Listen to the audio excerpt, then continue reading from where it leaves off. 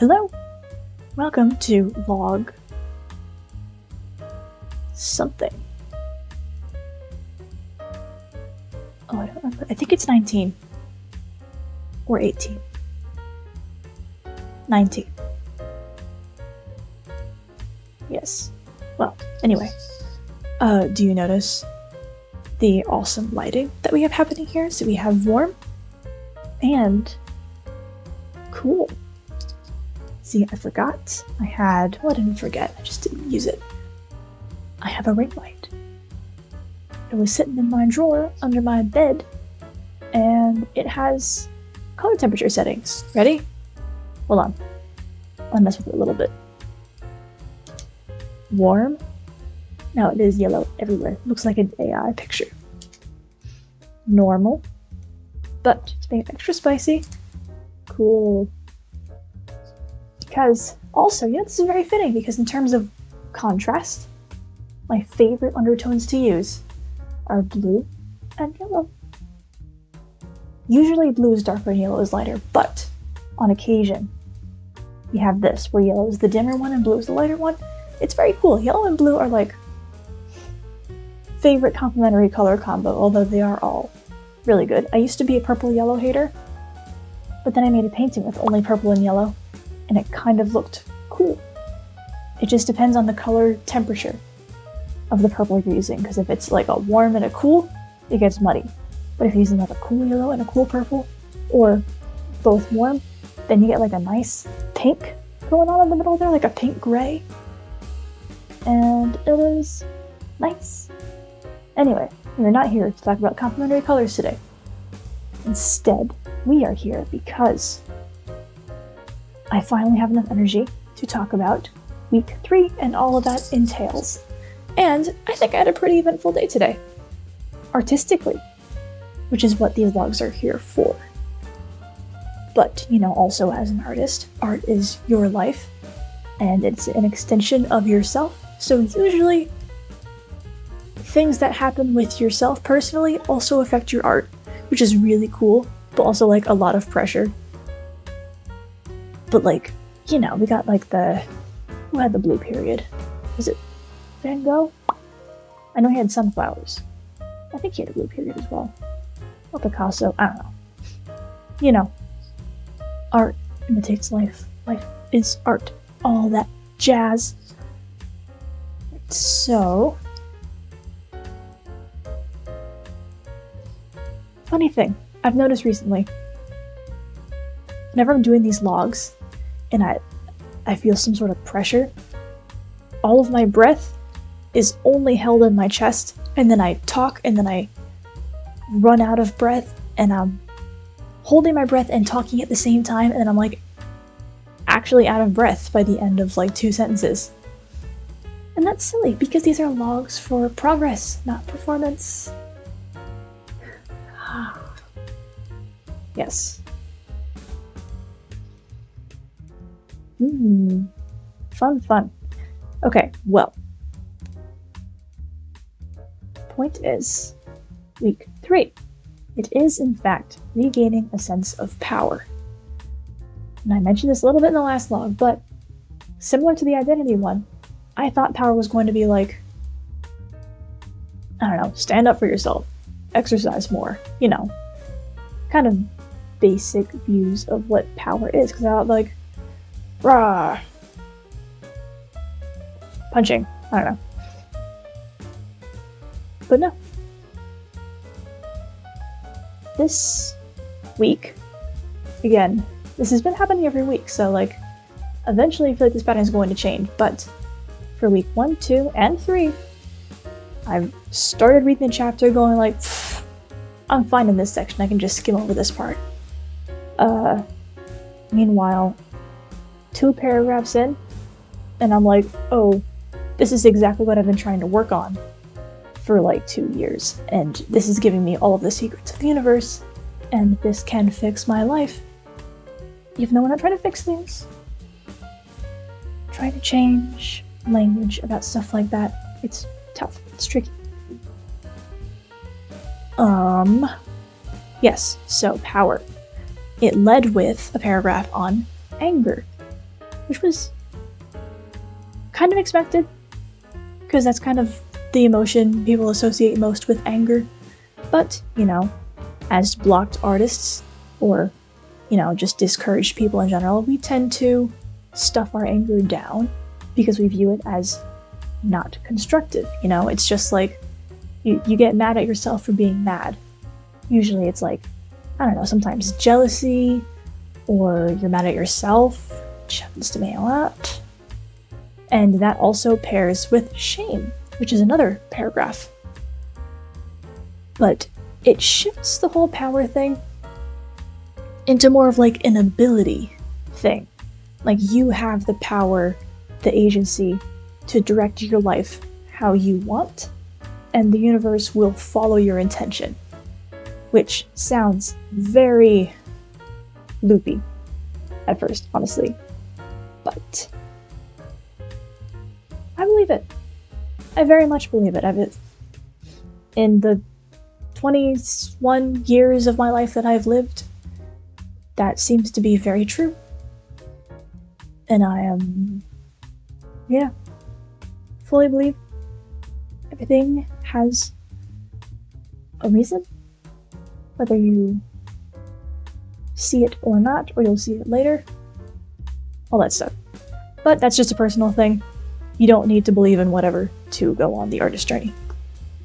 It's just kind of your beliefs about yourself and what you can do, and the small actions you take to step towards something you thought would be impossible, but you're working towards it anyway because you really want it to happen. That is an actual gateway. That opens a door. And usually, the hardest part for us is not having the dream in the first place. It's choosing to follow the open door once it's opened. Because it's like, you get comfortable in just wishing. But then once that opportunity is there for you to actually take steps towards it, and like, take that dream in your hands, it's a lot of responsibility and a lot of pressure, and people tend to make excuses. They tend to fall back into their comfort zone, and they're like, oh no, I don't have the time, or it's not worth it, or I can't do it. So it's like, power, And I did some of the tasks that it recommended today, finally. It's like halfway through the week already, but no, it's like 3 days in, that's fine. It was like word association stuff, because in the shame part, it got a little bit into like the childhood stuff, which I won't get into too much because it's personal for each person. But, that's where like the perfectionism stuff comes in, where you block an idea before it even reaches the drawing board kind of thing, because people used to tell you that dreaming or stretching the rules or whatever was like a horrible thing. Like, why would you ever possibly think of doing that? So, stuff like that. They had 20 questions. First one started out with like, my favorite childhood toy was ... You gotta fill in the rest part. And it was like super chill questions, I guess. Not questions. Half sentences. Which I guess were like simple to get you into the vibes, like into the mood of looking back into your past, getting in that childhood mindset. And then by question 20, it was like super deep stuff. It was like, I'm afraid that if I dream, I will ... Or, I think trusting myself is ... And I think the previous 2 weeks prepared me enough, primed my brain situation to actually write out what I actually thought, even if I didn't understand it or didn't think it was right. And I surprised myself with some of them. It gave me a very interesting perspective, like, whoa, those thoughts have been in there the whole time, but I never even brought them to my conscious mind. So, super cool. And I'll be working on the other tasks throughout the week. And the rest of them, like, again, I thought it was going to be like, discipline yourself and stuff like that. But it was the exact opposite, actually. It was like, it kind of started off with, as blocked artists, no, I wouldn't really consider myself blocked, but honestly, maybe outside art. I think I might be a bit of a reverse blocked artist where my art is kind of my escape, where like things are cool and I'm mostly chill with myself. And then outside of that, I'm a bit harder on myself and I feel that repressed personality, you know? Maybe by the end of these logs, I'll just be a completely different personality. I'll be the true me, and then if you want, people can like skip through from log 1 to log whatever and be like, oh my gosh, the transformation. That's why I can kind of reach being as true to what I'm thinking as possible on here, because I want to see change. I want to see results long term. These logs make me think long term, so it's a little easier to stop that itch for performing and perfectionism. Anyway, what was I talking about? The tasks. Yes, so okay, we're doing all right on time. So, well, video length time. It is currently 1:40 a.m. and I have an 8 a.m., but it is on Zoom, so I have a little more time, but like not that much, so I really should get to go in. But you know, it's late. My mind's wandering this way and that. That's just how it goes. These logs are rambly, and my laptop has enough storage so it can handle all of my ramblings. My phone, there's a little bit more of an invisible time constraint, so it could like cut off at any moment because that thing is back to being almost nearly full. I haven't been able to run a software update on that thing for years. I think it's still on iOS 18. I have a lot of apps begging me to update my phone's software, but like, I need a lot of storage, and I don't feel like going through all of my photos. But I'll have to, eventually, soon. Which kind of is a segue into what the tasks were, because it was about taking care of yourself. It said, as blocked artists, right, that's where the tangent started. Okay, it said, as blocked artists, we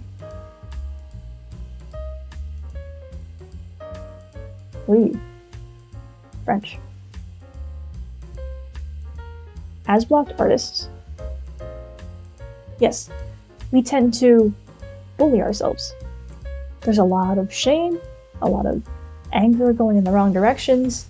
There's a lot of like energy that could be used for movement and direction, but it's like just causing us more harm.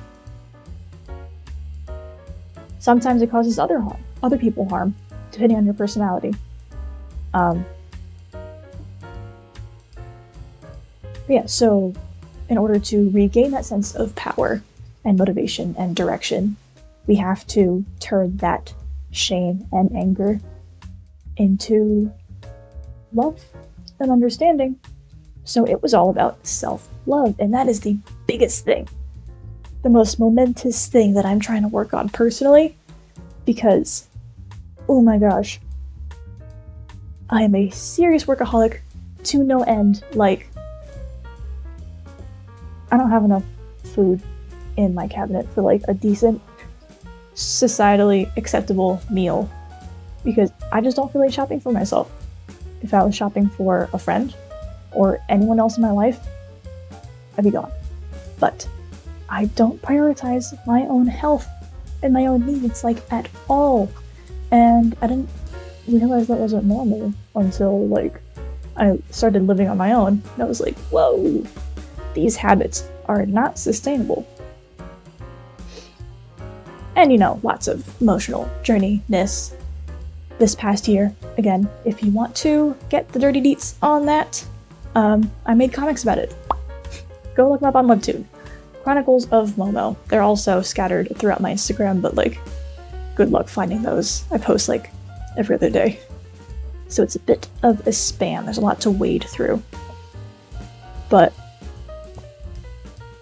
right, self-love. So like,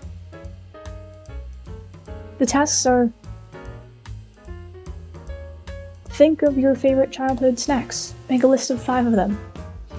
Sometime this week, go out and buy yourself one. Even if it's like chocolate pudding with rainbow sprinkles. Just do that. And then you just be nice to yourself. And not even in like so many grand gestures either. Just little tiny things every day. To kind of reassure yourself that you will show up for yourself. That your projects and your dreams and your ideas are just as important as everyone else's. Because again, block artists tend to use prioritizing other people's needs as a reason to not follow their own. Very interesting. And yeah, I'm going to be following this week's tasks as closely and as abundantly as I can, because I know I need this. And I think I really am starting to get the hang of it, because it's right, even the morning pages, just that little act every day makes me feel like, hey, let's have a little conference with me. I'm here for myself. This is a place to just check in on everything. Just scan the brain and just let it be. No editing or nitpicking or cutting or whatever, just 2 big pages of me. And it's already helped so much. Which brings me to my next point, because I'm sure I'll be talking more about the week 3 stuff throughout the coming vlogs, hopefully. But today, I doodled. I doodled a lot. I've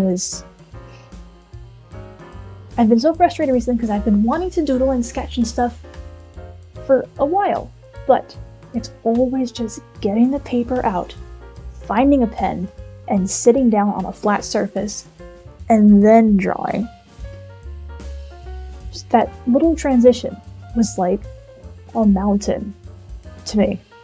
But in my class this morning, I showed up a little early while I was eating my breakfast. There was scrap paper on the table. I had a pen in my bag, and while I was eating my breakfast, I doodled. While my computer was loading, I had that same paper with me and I doodled. And just little bits here and there today. And at the end of the day, I started a new sketchbook. And my art style changed. Just a little bit. It's looser. It's hard to describe. But it's just less stiff. I'm not honing into the immediate detail as soon as I put the pen to the paper. I still have some space. I still have the vision. I trust the process more. Which, I mean, I thought I did before, but apparently not enough. But now it's like, I'm just imagining things. And if I make scratches on the paper that kind of resemble what I'm imagining, then great, I made something. It's like, all of a sudden, all the perfectionism that was swirling around the head, it just evaporated today. Which was wild. Crazy. Like, I haven't felt like this while drawing since like 8th grade. Which is crazy to think about. I mean, I'm sure there were bursts here and there. It was like, oh yeah, it's like really fun drawing again, but like not as consistently and as fully as today. It's like, yeah, I'm just doodling. There's no presentation involved. There's no final product. I'm secretly looking forward to for like an Instagram post or something. Like, no. I'm bored. There's a pen. There's paper. I'm doodling. And I found myself exploring things again. I drew weird angles that I knew wouldn't turn out right, but I wanted to try them anyway because I haven't done that before, and I wanted to see what would happen. I got curious again. I drew my favorite characters, even though I know it wouldn't look right. And just coincidentally, of course, the drawings ended up looking better, but sometimes they didn't. And I was okay with that. They all existed on the same page.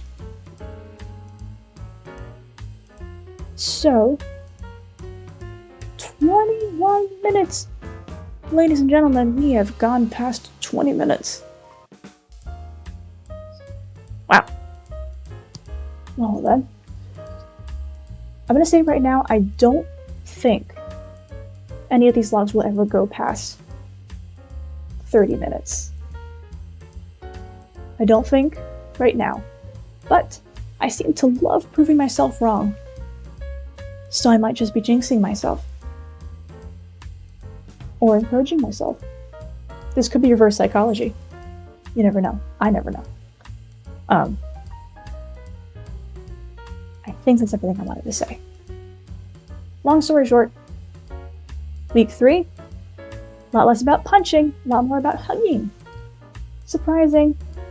And I think the fact that I expected the punching the discipline says a lot about me. And the fact that, hey, maybe I am a blocked artist, just in other ways. Because I keep seeming to think that I'm fine and I don't need this. And then I read it and I'm like, oh, I need this.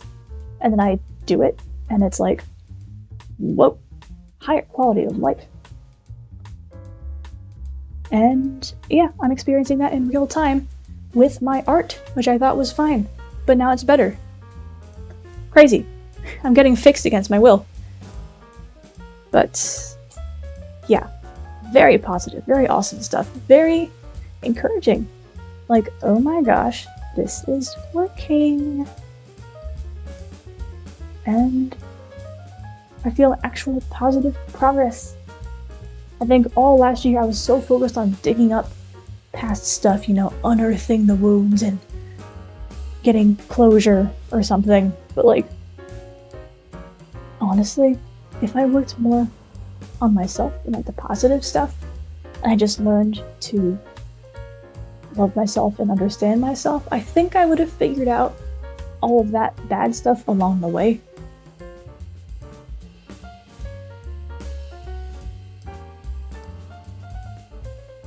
Here, I have an analogy. A pot. It's crusty. There's a ton of dried soup in it. Now you could take a little scratcher thing and try and scratch off all of the stains. This would probably also maybe hurt the pot. You probably get some scratches on there. But it's also kind of satisfying because you're individually scraping off each little imperfection. But then you start just looking for all the little scratches and all the little spots that you need to scratch off later. Or you can wash the pot. You can give it some love, give it some soap, sponge, hot water, and then in the process of taking care of the pot, all of the grime and the dirty stuff will get cleaned off in the process of the cleaning. Let me know if that makes sense. I feel like it makes sense for me. And while explaining the analogy, the scratching thing came to me and also added some more spice to it because that's true. Long story short, hate is satisfying, but love is the best long-term choice. Hands down. Every time.